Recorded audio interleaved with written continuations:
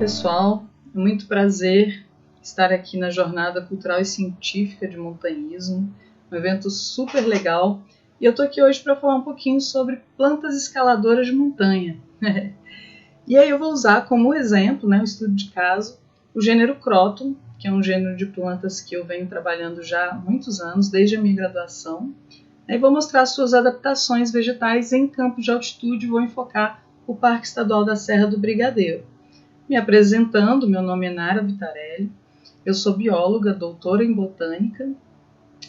De qualquer forma, por mais que eu fale aqui em primeira pessoa, eu queria já deixar desde o início bem claro que a gente não faz nada sozinho, né? E na pesquisa não é diferente. Então, os trabalhos, na verdade, os resultados que eu vou apresentar aqui hoje, eles são frutos de uma equipe de trabalho, sendo que as minhas principais colaboradoras, parceiras, são as duas pesquisadoras que me orientaram durante o meu doutorado, que é a doutora Renata Meira, da Universidade Federal de Viçosa, e a doutora Ricarda Rina, do Conselho Superior de Investigações Científicas do Real Jardim Botânico de Madrid. Bom, eu peço desculpas porque o meu quadrinho está comendo um pedacinho do slide e eu ainda estou aprendendo a mexer com essas tecnologias, tá bom? Bom, eu vou enfocar então um pouquinho nesses ambientes, que são esses complexos rupestres de altitude do Brasil. Até chegar lá, eu vou ter que falar um pouquinho de mim mesma. Tá? Nada acontece por acaso nessa vida, Então, em 1991, o meu pai comprou essas terras aí, Era uma fazenda de café e gado, era um ecossistema bastante degradado, como vocês podem ver aí na imagem. E era um ecossistema ainda, anexo ao Parque Estadual da Serra do Brigadeiro, que já era uma área de conservação, mas oficialmente o parque foi criado só em 1996. Então a gente já estava ali, nos arredores ali do parque, e a ideia do meu pai sempre foi o turismo ecológico.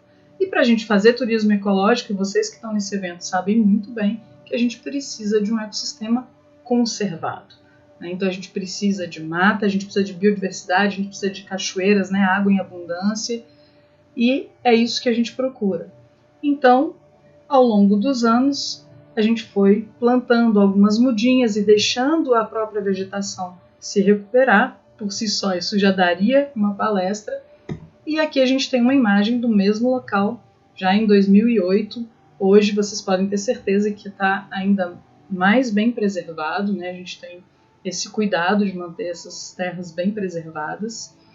E eu fui crescendo, então, neste local, onde eu fui aprendendo a andar de cavalo, conhecer as cachoeiras. Foi ali que eu vi pela primeira vez o muriqui, que é o maior primata das Américas. Eu tive a oportunidade de encontrar com onça pintada por 3 vezes.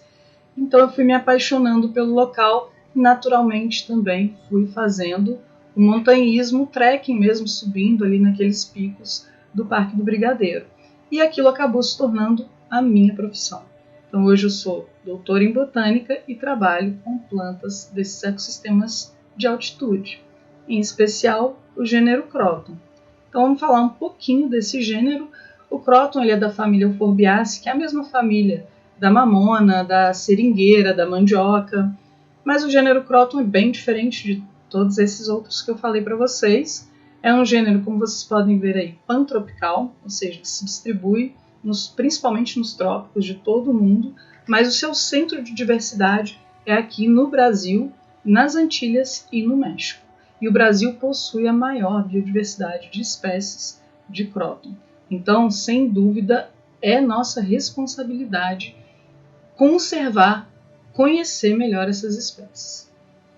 E aqui apresentando um pouquinho para vocês, as espécies de Croton elas podem ser arbustos pequenos, arvoretas ou até mesmo árvores de grande porte. São espécies importantes na colonização de ecossistemas pioneiros, ou seja, recuperando áreas degradadas. A gente tem os crótons que são bem conhecidos pela sua propriedade medicinal. Um exemplo legal é o sangue de drago ou sangue de dragão, que a gente pode exemplificar com o Croton leacheri.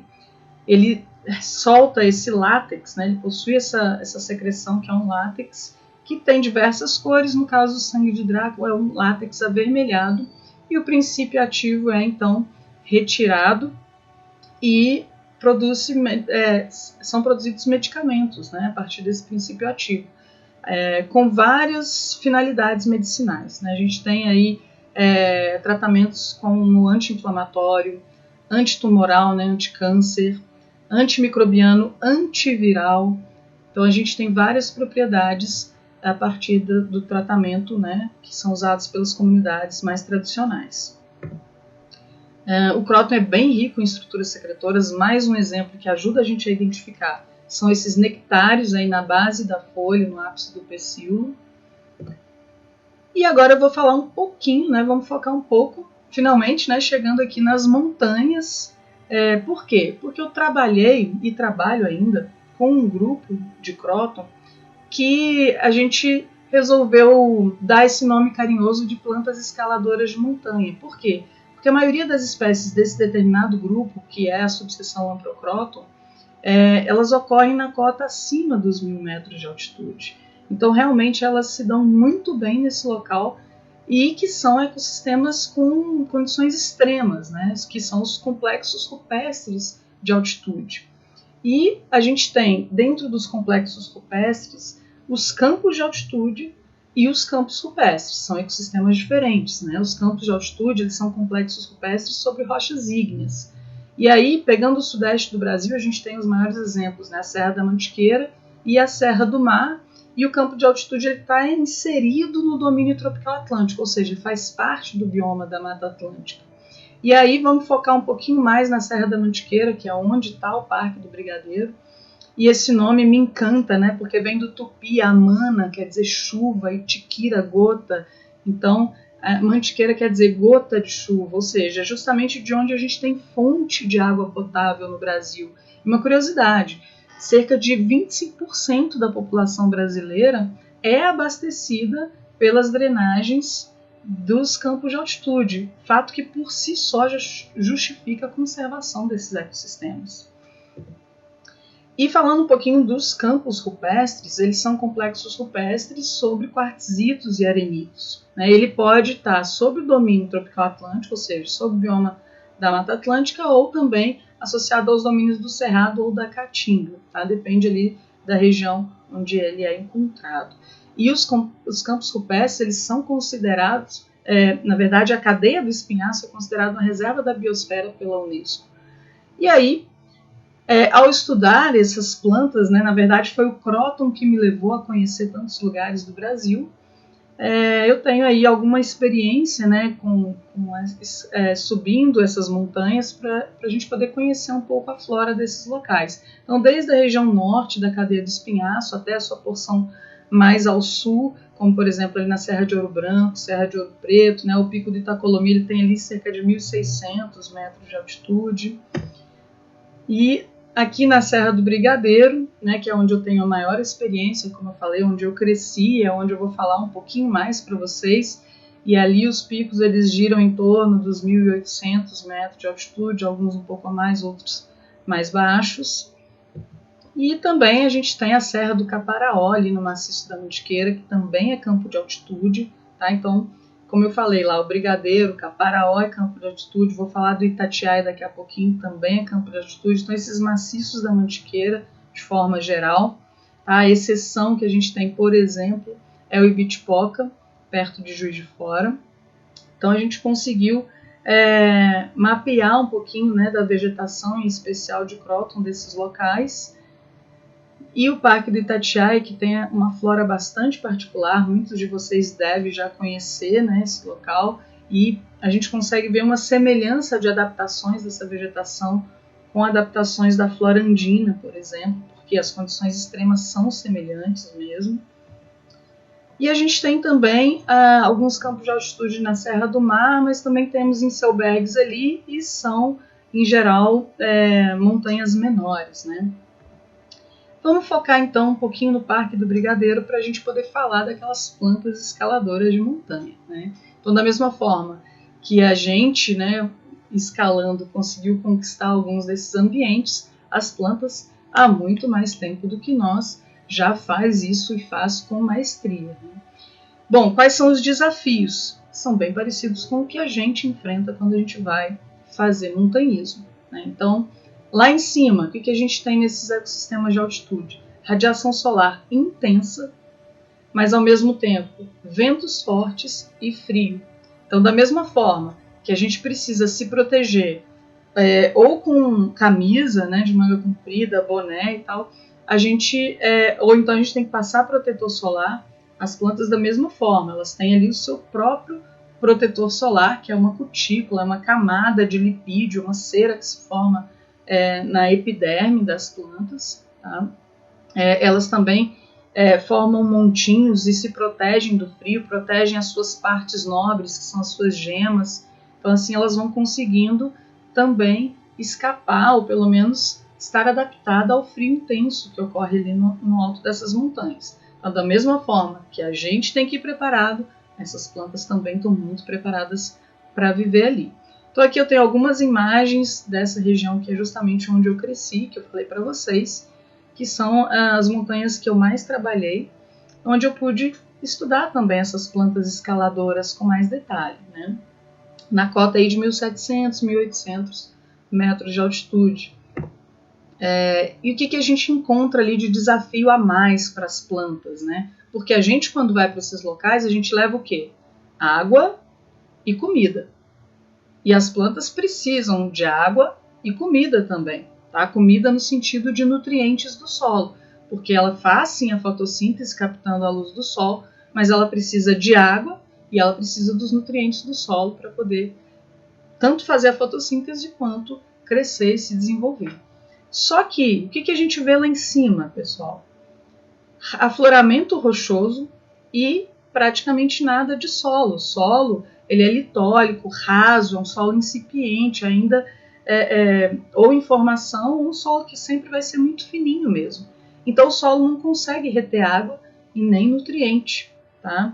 Além disso, a gente tem o terreno que ele é bastante íngreme. Então, mesmo que a gente tenha uma boa quantidade de chuva, uma boa pluviosidade nesses locais, a água da chuva vai escorrendo e, como eu falei, o solo não retém aquilo. Então, isso é um problema para as plantas, só que um problema que elas aprenderam a resolver. E eu vou falar um pouquinho de como elas aprenderam a resolver esse grande problema aqui. Bom, outra coisa que a gente vê lá em cima e que é parte da solução desse problema é a neblina. Então, a neblina é um fator importante na montanha, um fator que a gente tem que estar sempre atento, a gente tem que tomar cuidado, né, porque às vezes a gente não enxerga poucos metros na nossa frente e se a gente continuar andando a gente pode, né, acabar caindo num desfiladeiro mesmo desse, né, com a inclinação desses locais. A gente tem que tomar bastante cuidado. E também essa neblina costuma molhar a nossa roupa, não é isso? A não ser que a gente tenha uma roupa mais própria, impermeável. Então as plantas aprenderam a aproveitar essa neblina. Né? Vamos falar um pouquinho mais desse ambiente. Então as condições no alto da montanha elas variam muito rápido, né? Vocês conhecem isso. Então a gente pode ter ali às vezes um dia lindo com o céu aberto e de repente vem aquela neblina e fecha tudo. Né? Então a gente tem esses momentos, como vocês estão vendo aí na imagem, de um tempo bem fechado. Muitas vezes você não consegue enxergar o seu companheiro que está ali a 3 metros de você. E a gente tem isso, né? Essa variação do dia, né? Às vezes ali no início da manhã, um tempo mais fechado, chega no meio-dia, o tempo mais aberto, mas isso não é uma regra, varia muito ao longo do dia. Né? E, em contraste, a gente tem aquela situação de zero neblina, aquela radiação intensa, tanto diretamente pelo sol, quanto pela reflexão ali pela rocha. Então, a gente tem que estar muito preparado também para isso, como já falei. Então, aqui um pouquinho mais, né, dessas imagens, dessa transição de neblina com radiação forte. E aí a gente tem as vegetações de cróton dominando as paisagens aqui desses campos de altitude no Parque Estadual da Serra do Brigadeiro. Então, muitas vezes a gente vê ali gramíneas que são mais baixinhas e a gente vê aqui os arbustos, como vocês estão vendo aí na imagem, esses arbustos que formam, né, dessas populações de cróton, tá? E eles são abundantes, a gente vê eles realmente dominando certas paisagens ali no alto dessas montanhas. Então a gente ficou encucado com isso, né? Isso lá nos idos da minha graduação. Poxa, tentando entender um pouquinho da flora local, a gente acabou escolhendo estudar o cróton, pensando, bom, o que faz essa espécie dominar, ou esse gênero, né, dominar essa paisagem aqui no alto, né, sendo que a gente tem essas condições tão extremas, ou seja, como é que ela conseguiu escalar, chegar aqui em cima e se manter aqui em cima enquanto população, enquanto todo mundo tende a ser uma erva, um capinzinho mais baixo, como é que essas plantas conseguem chegar aí a 2, 3 metros, né, ser um arbusto mesmo maior e dominar essa paisagem? O que será que ela tem de tão especial? Então essa era a nossa premissa para começar a estudar essas plantas por dentro, né? Que é a pergunta que eu coloco aí. E agora eu vou mostrar para vocês um pouquinho dessas adaptações aos complexos supérstires de altitude que nós encontramos. Então a gente vê nas folhas de cróton que ela é muito pilosa, ou seja, ela tem muito indumento, que são pelozinhos, o nome mais científico seriam tricomas, né? Inclusive ela tende a ser prateada no lado de baixo, na face abaxial da folha. E então nós resolvemos fazer cortes histológicos e observar isso no microscópio, lembrando sempre daquela história da neblina muito presente ali no ambiente e o solo com pouca água, pouco nutriente. E nós vimos imagens como essa, tá? Então, lá na imagem de cima, a gente tem um trabalho ainda da minha graduação, onde nós vimos esses pelos, né? Isso que vocês estão vendo é uma folha por dentro. Vocês estão vendo uma folha numa imagem de microscópio. E tanto na superfície aqui, eu não sei se meu cursor está passando, mas tanto na superfície de cima, vocês estão vendo aí alguns pelos, quanto na superfície de baixo. E então nós resolvemos fazer um teste, porque a gente já estava desconfiando da possibilidade dessas plantas absorverem água da atmosfera. Então nós fizemos um teste com um marcador, que eu vou mostrar na próxima imagem, e conseguimos evidenciar o caminho da água.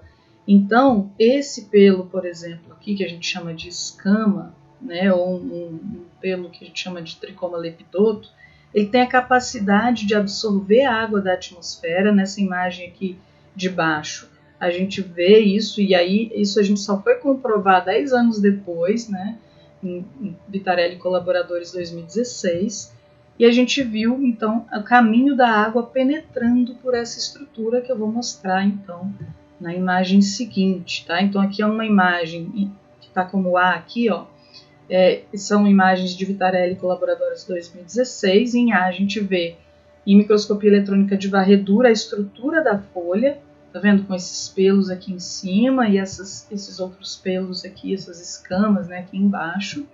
E a gente conseguiu mostrar, vejam essa imagem aqui em B, em C, D e E, que a gente percebe um brilho. A gente usou um marcador em que fornece essa fluorescência para a gente consegue ver o caminho da água. Então a água vem por esses pelos, tanto aqui na superfície superior da folha quanto na inferior, e chega até os tecidos de condução, que levam a água para o resto da folha e para todo o corpo da planta, tá? Então a gente conseguiu mapear bem todo esse caminho da água com bastante detalhe e percebemos então que essas folhas são capazes de absorver toda aquela umidade da neblina, né? E nessa umidade a gente tem água e nutrientes também. Então percebam que as raízes continuam sim tendo a função de absorver água e nutrientes do solo, mas lembram, o solo, nesses ecossistemas de altitude, ele retém pouca água e nutriente, porque é um solo muito fino, um solo litólico, rochas afloradas. Então, essas plantas, para conseguirem se estabelecer nessas montanhas, elas conseguiram essa estratégia de absorver a água da atmosfera.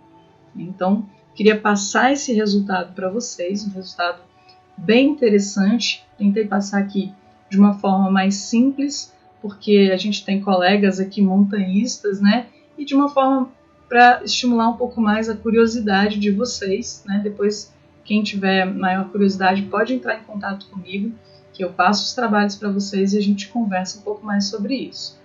Um recadinho final é que muitos autores têm ressaltado que essa flora desses ecossistemas de montanha, elas são muito sensíveis ao aumento de temperatura global. Então, elas podem não existir da forma que são atualmente a partir de 2050. 2050 já está aí batendo na nossa porta, né? Então, acho legal um evento como esse, essa jornada de montanhismo, porque a gente junta as pessoas que amam montanha, as pessoas que amam ciência, e é assim que a gente vai unir esforços para conseguir, de fato, conservar essa flora tão importante e manter a beleza das montanhas do nosso país. Pessoal, muito obrigada e até a próxima.